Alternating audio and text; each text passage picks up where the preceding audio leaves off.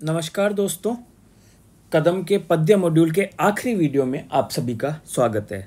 बड़ा विशेष मैंने प्रयोग किया है आखिरी वीडियो, क्योंकि आज से पद्य साहित्य हमने एक लंबी यात्रा के बाद 2 महीने की यात्रा के बाद पद्य साहित्य हम पूरा कर रहे हैं। तो आप सबसे पहले मैं चाहूँगा कि आप अपने लिए क्लैप करें, क्योंकि आपने एक धैर्य रखते हुए, एक डेली टारगेट रखते हुए, बैच का नाम सतत इसीलिए रखा था हमने, लगातार आपने अध्ययन करते हुए इस मुकाम पे पहुंचे हैं कि आप ये पूरा टॉपिक खत्म कर पा रहे हैं। पद्य साहित्य पेपर 1 और पेपर 2 दोनों खत्म कर पा रहे हैं। तो बहुत बहुत धन्यवाद आपका कि आप इतना संयम के साथ पढ़े, और उम्मीद है कि इसका आपको ज़रूर लाभ मिला होगा। तो आखिरी वीडियो है, छोटी सी एक रचना है, नागार्जुन की रचना है। कल मैंने आपको बताया था हरिजन गाथा आज हम पढ़ेंगे, और इसके बाद में फिर आप उत्तर लेखन या रिवीजन अभ्यास शुरू कर सकते हैं। डेली मॉड्यूल से जुड़ सकते हैं, डेली उत्तर लेखन भी कर सकते हैं, या अपने हिसाब से जो भी स्ट्रेटेजी आप बनाना चाहें। रिवीजन वीडियो आज खत्म हो जाएंगे, इसके बाद भाषा खंड शुरू होगा। तो चलिए देखते हैं हरिजन गाथा। हरिजन गाथा जो है 1977 में एक लंबी कविता के रूप में लिखी हुई रचना है।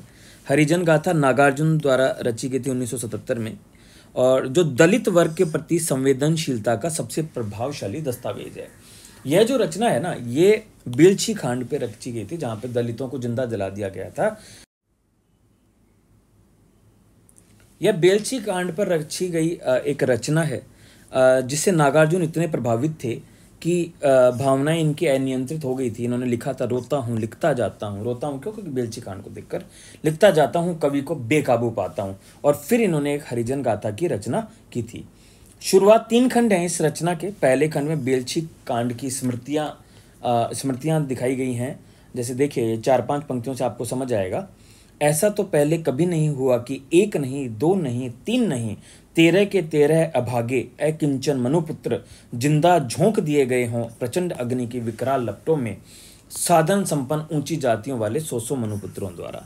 ये सीधा पूरा बेलछी कांड को इन्होंने 5-10 पंक्तियों में पूरा बता दिया है कि क्या हुआ था। फिर क्या हुआ, इन्होंने बताया कि क्या घटनाएं हुई हैं, कितना गलत हुआ है। उसके बाद में एक क्रांति की चेतना का उभार यहाँ पर देखने को मिलता है। कृष्ण अवतार के मिथक के रूप में क्रांति चेतना को बताते हैं। श्याम सलोना यह अछूत शिशु हम सबका उद्धार करेगा। एक नया शिशु का जन्म की बात होती है, और उसे कृष्ण के मिथक के रूप में क्रांति चेतना का वाहक माना जाता है। हिंसक क्रांति की आह्वान किया गया है। जनबल धनबल सब जुटेगा, हथियारों की कमी नहीं होगी। ऐसा नहीं है कि गांधीवाद की तरह अहिंसक क्रांति की बात की गई है। क्रांति क्यों हो रही है? जो दलितों पर अत्याचार हो रहे हैं ऊंची जातियों द्वारा, उसके प्रत्युत्तर में एक क्रांति का आह्वान किया जा रहा है, और एक मिथक के रूप में, कृष्ण के अवतार के रूप में एक शिशु को क्रांति की चेतना का वाहक बताया जा रहा है। और ये क्रांति का नेचर कैसा होगा, प्रकृति कैसी होगी? यह हिंसक क्रांति होगी। जनबल धनबल सब जुटेगा, हथियारों की कमी नहीं होगी।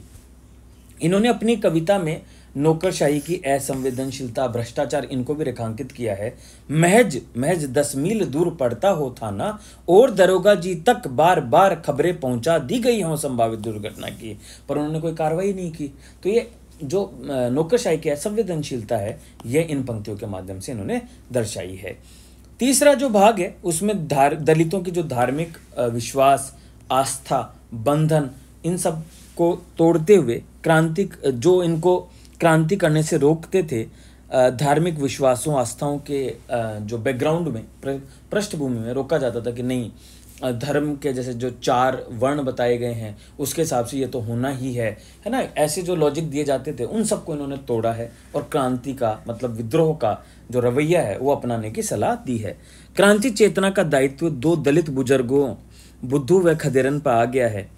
ठीक है ना। अब ये क्रांति क्या है? यद्यपि क्रांति कल्पना प्रतीत होती है, लेकिन यथार्थ को बदलने के लिए बेचैनी व झटपटाहट और प्रेरणा पैदा करती है ना। क्या करती है? यद्यपि कल्पना है, लेकिन यथार्थ को अगर बदलना है तो उसके लिए जो एक बेचैनी और झटपटाहट है, उसके लिए ये क्या करती है? प्रेरणा देती है। जड़ व्यवस्था के प्रति आक्रोश व समाज को एहसास दिलाती है कि शोषण व दमन की यह प्रक्रिया अगर चलती रही तो हिंसक क्रांति का प्रतिरोध आपको झेलना पड़ेगा। अगर दलितों पर अत्याचार होंगे तो वो हिंसक क्रांति का सहारा लेंगे ही लेंगे। देखिए, गांधी जी का भी विचार यही था। यद्यपि अहिंसक की बात करते हैं, लेकिन करो मरो का आंदोलन देखें कि अब सीमा क्रॉस कर गया है। अभी भी अगर ब्रिटिश अत्याचार करेंगे तो हमें करो मरो का नारा देना पड़ेगा। तो यही विचार यहाँ पर नागार्जुन को भी देखने को मिलता है। इस दृष्टि से यह कथ्य अत्यंत महत्वपूर्ण और प्रासंगिक है। तो छोटी सी रचना है, इसकी ये 15-20 पंक्तियां याद रखिएगा और हरिजन गाथा को आप लिख सकते हो। एक बार नोट से पढ़ लीजिएगा, बहुत सिंपल रचना है, तो बहुत ज़्यादा दिमाग नहीं लगाना है, बहुत ज़्यादा समझाने की आवश्यकता नहीं है। फिर भी अगर आपका कोई डाउट है तो आप कमेंट बॉक्स में लिखिए, टेलीग्राम से जुड़िए। आने वाले दिनों में आपको इस पूरे पद्य मॉड्यूल का एक ही PDF में पूरा लिंक शेयर हो जाएगा। तो भविष्य में जब भी आप इसको देखना चाहें तो आसानी से रिवीजन के लिए आप इसको प्रयोग में ला सकते हैं।